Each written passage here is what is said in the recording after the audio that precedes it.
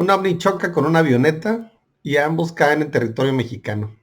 Un operativo militar de México se traslada al lugar para su recuperación, pero de pronto todos los militares mueren y un operativo del ejército norteamericano ingresa a nuestro territorio, se lleva al ovni y borra cualquier evidencia. Soy Basilio Cot y hoy voy a compartirles una gran historia. Acompáñenme a revisar los extraordinarios detalles del incidente ovni que ha sido identificado como el Roswell mexicano, así como el ocultamiento realizado por las Fuerzas Armadas tanto de México como de Estados Unidos. Coyame es una localidad que está apenas a unos 56 kilómetros de la frontera con Estados Unidos en el estado de Texas y a 68 kilómetros del cercano poblado de Ojinaga, ya colindante con la frontera de ese estado norteamericano. En los 70s tenía una población de aproximadamente 500 o 600 habitantes y se encuentra también en pleno desierto de Chihuahua, a 200 kilómetros de la conocida zona del silencio, ubicada en la triple colindancia de los estados de Chihuahua, Durango y Coahuila, aquí en México. Esta zona, de Coyame, sería la protagonista de uno de los incidentes con más evidencia de ocultamiento, que sin embargo abundan en detalles por investigadores tanto de Estados Unidos como en México, y del que de acuerdo a los testigos tanto en Coyame como en Ojinaga, hubo tanto revuelo que se reportaron helicópteros sin identificación, convoyes militares, los restos de una avioneta y una explosión, de lo que dio cuenta al menos dos diarios de la época, uno de ellos El Heraldo de Circulación Nacional.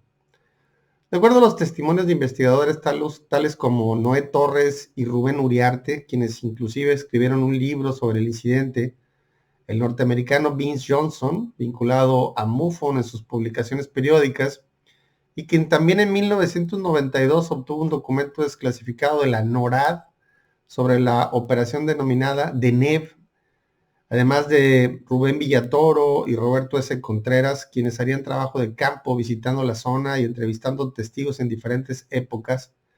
Sin duda lo que sucedió ahí fue sumamente extraño e intrigante, que definitivamente supera los intentos de explicación y ocultamiento en ambos países y que deja enormes interrogantes sobre lo que realmente pasó y lo que realmente se pudo recuperar. Además de estos investigadores y fuentes, se encuentran los miembros de una serie de History Channel llamada UFO Hunters, quienes inclusive se trasladaron al lugar. Buena parte de esta cronología se obtuvo de varios sitios web, especialmente el de José Antonio Caravaca, que me pareció el más completo y que tenía elementos que los demás no tenían. Todo comienza la noche del 24 de agosto de 1974, a las 22:07 horas.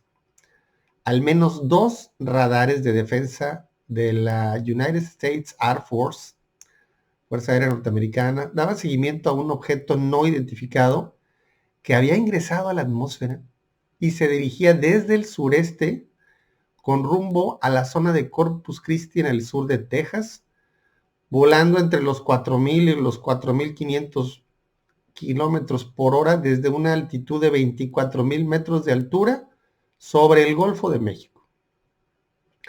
Primero lo identificaron como un meteorito, pero inmediatamente empezaron a notar inconsistencias en su comportamiento. El objeto no era un meteorito, puesto que descendía de forma escalonada.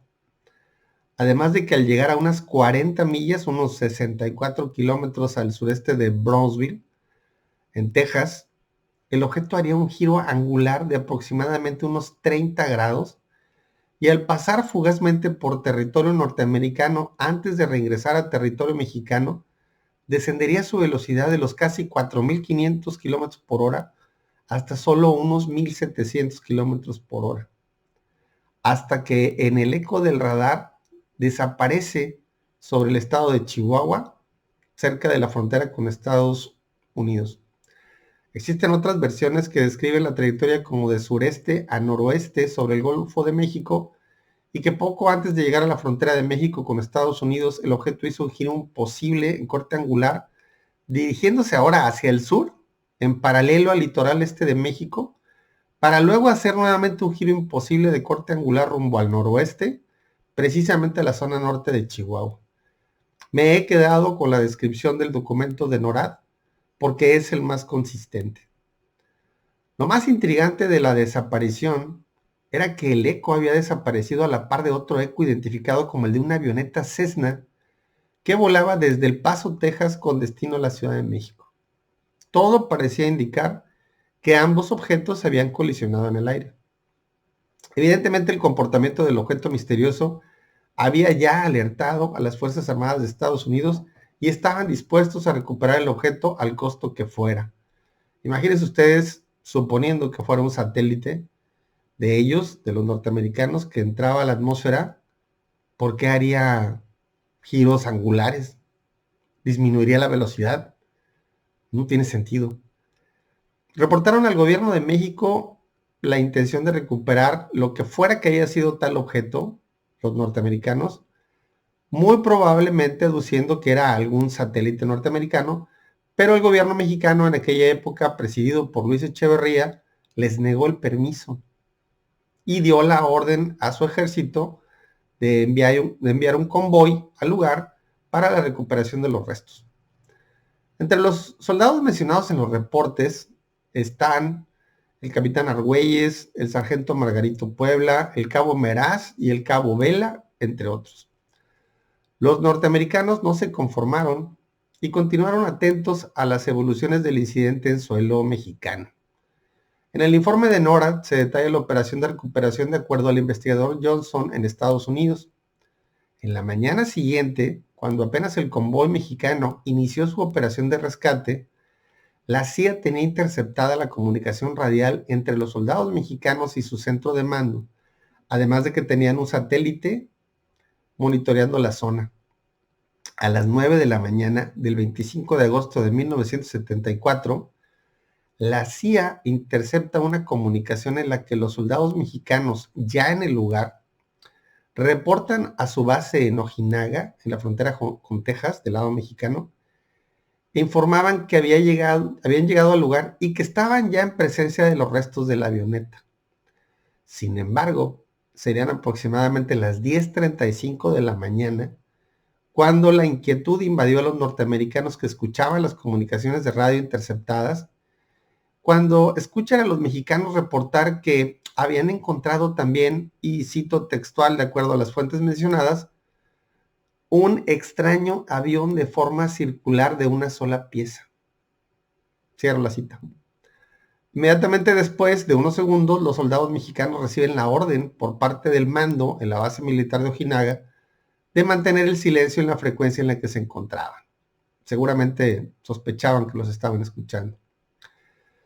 Obviamente esto disparó todas las alarmas en la CIA y empezó una urgencia por hacer algo al respecto, dado que, como les mencionaba, ellos ya estaban preparados para actuar desde la noche anterior. Les interesaba el objeto que tenía esos comportamientos tan extraños.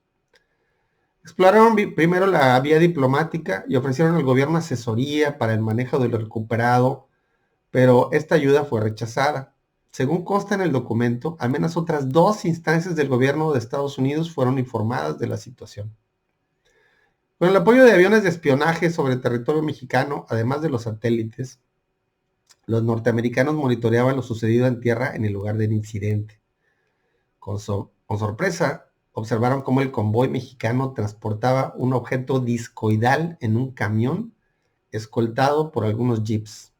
Eran las 14:38 horas. Al interior de la base Fort Bliss, cerca del Paso, Texas, en Estados Unidos, a poco menos de 300 kilómetros del lugar del incidente, un grupo de élite con helicópteros negros sin ningún tipo de identificación de su fuselaje se alistaban para realizar la operación de recuperación. Iban a quitarle el disco a los mexicanos.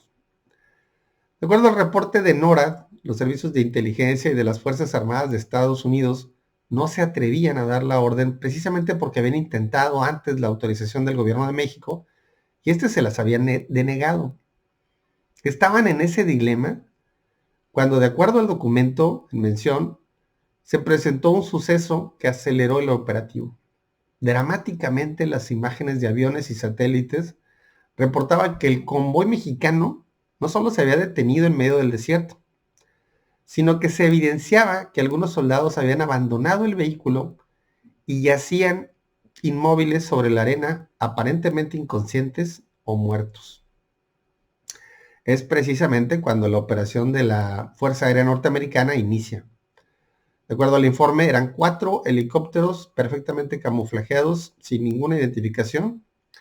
Uno era del tipo de Stallion, que es un helicóptero muy grande, CH-53, el modelo, de carga y transporte, y 3 helicópteros del tipo Huey de apoyo, con un total de 90 hombres. Algunas versiones hablan solo de 15 soldados norteamericanos, pero no es consistente con las capacidades de los helicópteros. El gran y enorme Stallion CH-53 podría transportar hasta 55 soldados, y las variantes de los helicópteros tipo Huey hasta 14 personas cada uno. Por lo que en total los 4 helicópteros tenían una capacidad de transporte de 97 soldados y una capacidad de carga externa del Stallion de aproximadamente 15 toneladas, lo cual hace creíble la cantidad de 90 soldados mencionados en el reporte de NORAD y fácilmente su capacidad con la carga de apenas unos estimados 680 kilos del disco. Entre los soldados norteamericanos se mencionan los nombres del capitán Merley, del teniente Bishop, del teniente Ramírez, del teniente Rhodes, del sargento Miles y del teniente Smith, ya todos retirados en 2010, según el reporte. Todos con uniformes de protección biológica de una sola pieza, por si hubiera algún tipo de contaminación. De acuerdo al reporte del también investigador Gilberto Rivera, la formación con los 4 helicópteros voló dentro del territorio de Estados Unidos siguiendo la ruta hacia Presidio, poblado en el estado de Texas, que está precisamente frente a Ojinaga, un poblado que está del lado mexicano, y al llegar a la altura del poblado de la Candelaria, del lado mexicano en la frontera, es cuando se introducen a nuestro espacio aéreo en dirección a donde se encontraba detenido el convoy militar mexicano, de acuerdo a los satélites y a los aviones espías que estaban monitoreándolo. Eran las 16:53 horas cuando aterrizan justo al lado de donde se encontraba el convoy militar mexicano, ya en nuestro territorio. Verifican que todos los soldados están muertos. Algunos, como habían observado, habían bajado de los vehículos y estaban tirados en el suelo arenoso rocoso del desierto mexicano, y otros no habrían alcanzado a salir y se encontraban muertos dentro de los vehículos militares. Los cuerpos, de acuerdo al reporte, no tenían signos de violencia, ni siquiera habían usado sus armas. Simplemente parecía que habían sufrido algún tipo de asfixia o ahogamiento. Los soldados norteamericanos se enfocan en el objeto arriba del camión de transporte mexicano. Es un extraño artefacto discoidal convexo por ambos lados, como cuando pegas 2 platos hondos por su parte más ancha, uno con otro, de unos 5 metros de largo y con 1.5 metros de alto, sin ningún tipo de ventanilla o puerta, sin ningún medio de propulsión visible, ni tampoco sin ningún símbolo o escritura en su fuselaje. Parece de acero pulido y presenta 2 zonas muy particulares dañadas. Una es un agujero irregular en una de sus partes frontales o superiores, de aproximadamente unos 30 centímetros de diámetro, del que está emanando una sustancia indeterminada. Y el otro es una abolladura de unos 60 centímetros de largo. De acuerdo al informe, los norteamericanos especularon que el orificio correspondía al choque con la avioneta y la abolladura al caer a tierra. El peso se estimó en unos 680 kilos. Se especifica que en el convoy mexicano también venían los restos de la avioneta, pero como esa no era de interés para los norteamericanos, no se menciona más de ella al respecto en el reporte. A las 17:14, el enorme helicóptero Stallion despega cargando con 4 cables de acero el disco metálico. Una parte del destacamento se queda en el lugar para trabajar con las condiciones del lugar, para borrar las huellas de sus acciones y para tratar de minimizar los efectos del agente biológico, cualquiera que este hubiera sido, que aparentemente afectó mortalmente a los soldados mexicanos. Los norteamericanos colocaron los vehículos cerca uno de otro y a los soldados muertos en el suelo, dentro de los vehículos y de acuerdo al reporte y a la investigación descrita en su libro, los mexicanos Noé Torres y Rubén Uriarte establecen que se utilizó una bomba denominada W54. Me puse a investigar y la bomba W54 era una bomba de tipo nuclear pequeña que se fabricó a inicios de los 60 y que se dejó de usar poco antes de 1975. Esa bomba eliminaría todo resto en una zona con un diámetro de aproximadamente unos 20,000 metros cuadrados, dejando evidentemente un rastro de radioactividad en el suelo. A las 17:46 horas, los norteamericanos abandonan territorio mexicano. Johnson indica que de acuerdo al documento, el helicóptero Stallion con el disco cruzó la frontera hacia un poblado llamado Valentine, a unos 40 kilómetros de la frontera con México, y aterrizó en algún lugar de las montañas Davis, unos 25 kilómetros al norte de Valentine, en donde esperó que llegara la noche. Continuando la descripción de los hechos, a las 2:25 horas en la madrugada ya del 26 de agosto de 1974, el transporte del objeto continúa y en algún punto sobre la carretera entre Van Horn y Kent, en el estado de Texas, se encuentran con un convoy de vehículos del ejército norteamericano. El disco fue transferido a un camión especial para que la carga pasara desapercibida. Algunos helicópteros tipo Huey de apoyo fueron acompañando al convoy terrestre y los demás regresaron a su base para el proceso de descontaminación. El convoy terrestre emprende el camino por carreteras secundarias y alejadas de ciudades más pobladas, con rumbo al estado de Georgia. El reporte habla de la cercanía de Atlanta. Y ahí se acaban los datos. Es muy probable que subieran al norte hasta llegar a la base Wright-Patterson en Dayton, Ohio, a donde frecuentemente se han enviado recuperaciones de ovnis, como la de Roswell, de acuerdo a un documento desclasificado de las agencias de inteligencia norteamericanas, décadas después del incidente del ovni estrellado en Roswell, ya todo un caso clásico de los ovnis en Estados Unidos.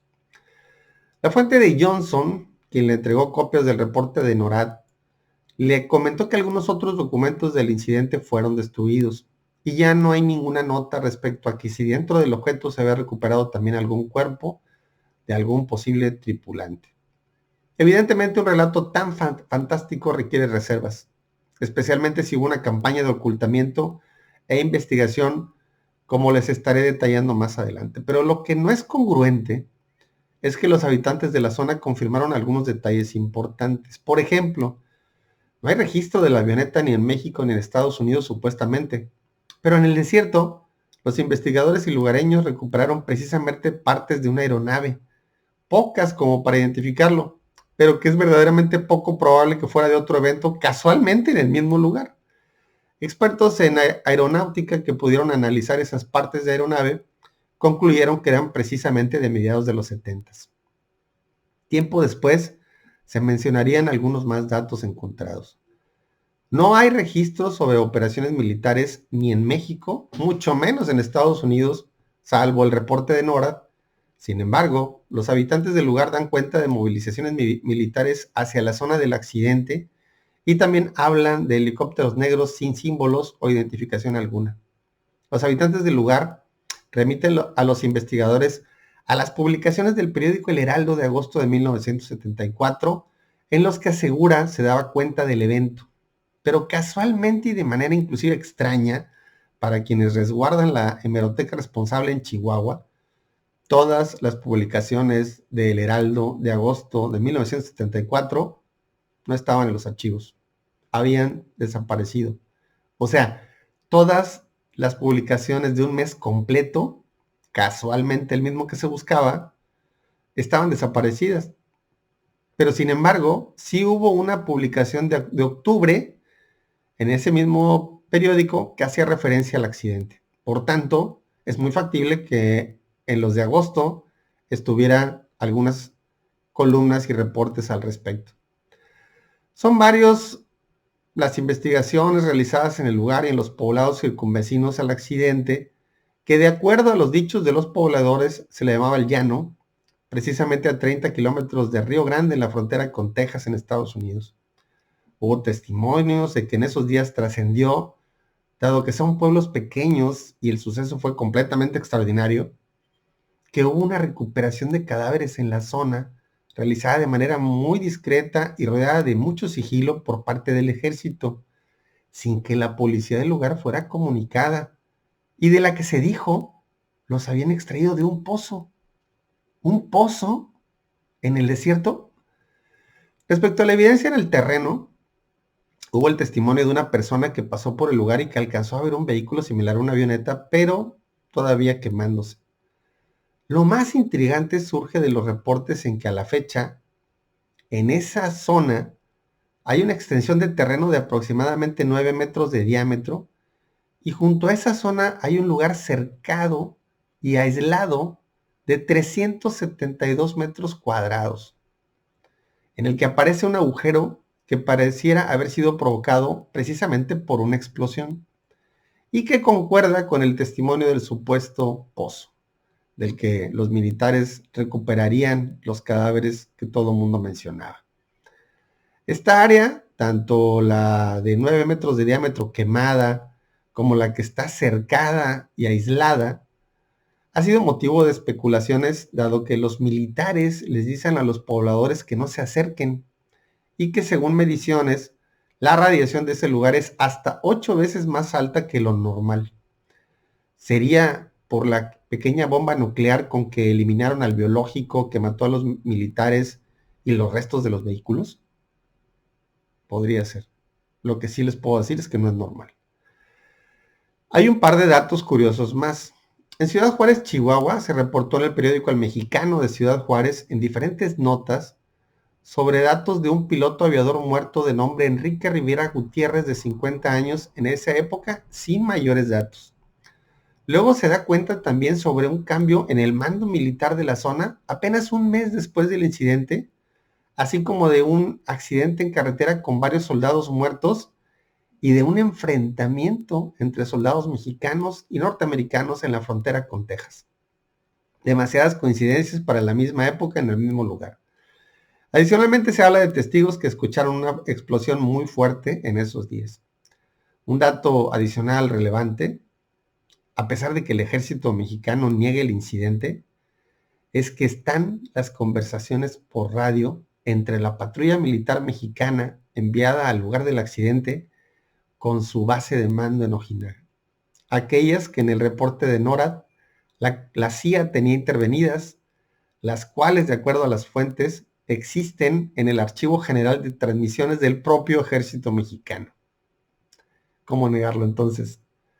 En fin, hay en diferentes sitios web algunas historias sobre el incidente con variantes importantes. Sin embargo, he buscado la de las fuentes que más confiabilidad y más coincidencia y consistencia tenían, especialmente lo referido al reporte de NEP de la NORAD, es el que tiene los detalles más consistentes con la evidencia.